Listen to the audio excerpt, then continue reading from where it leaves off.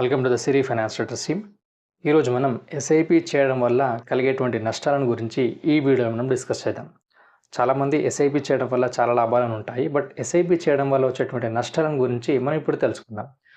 చాలామంది daily SIP కానీ, weekly SIP కానీ, 15 డేస్ ఎస్ఐపి కానీ చేస్తూ ఉంటారు.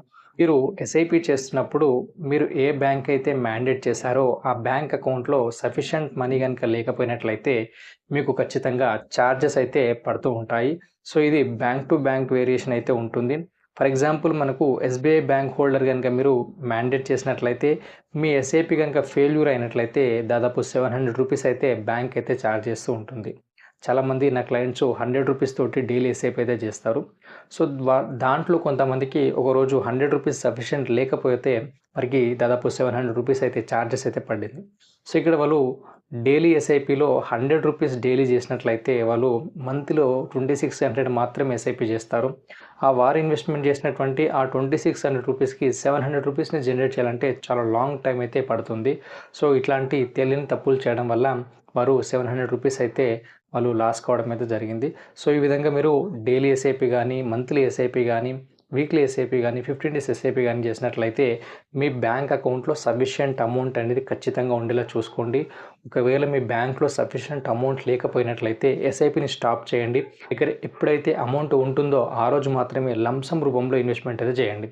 సో మీరు ఏదో ఎస్ఐపి చేయాలనుకుంటూ ఏదో బ్యాంక్ని మ్యాండేట్ చేసినట్లయితే బ్యాంక్లో సఫిషియంట్ మనీ లేకపోయినట్లయితే ఖచ్చితంగా బ్యాంక్ అయితే ఛార్జెస్ అయితే చేస్తుంది. మీ అకౌంట్లో నుంచి మీరు ఎప్పుడైతే మీ అకౌంట్లోకి అమౌంట్ క్రెడిట్ అవుతుందో వెంటనే ఆ ఛార్జెస్ అమౌంట్ అయితే వాళ్ళైతే డెబిట్ చేస్తూ ఉంటారు. సో ఈ విషయాన్ని ఖచ్చితంగా గుర్తుంచుకోండి. ఎస్ఐపి చేసేవాళ్ళు మీకు సఫిషియంట్ అమౌంట్ని మెయింటైన్ చేసేంత కెపాసిటీ ఉంటేనే ఎస్ఐపి స్టార్ట్ చేయండి. లేకపోయినట్లయితే lump sum is the best option. మీరు డైలీ ఎస్ఐపి చేసినా, వీక్లీ ఎస్ఐపి చేసినా, 15 డేస్ ఎస్ఐపి చేసినా, మీరు మంత్లీ ఎస్ఐపి చేసినా దీంట్లో పెద్ద వేరియేషన్ అనేది ఏది ఉండదు. So monthly SIP is the best option.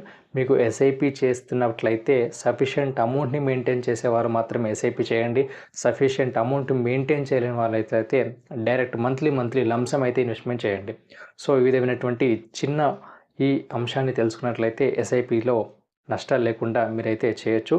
So మీరు సఫిషియంట్ అమౌంట్ ఎస్ఐపి చేసే వాళ్ళు మాత్రం ఖచ్చితంగా సఫిషియంట్ అమౌంట్ ఉండేటట్లయితే చూసుకోవాల్సి ఉంటుంది. Thank you for watching this video.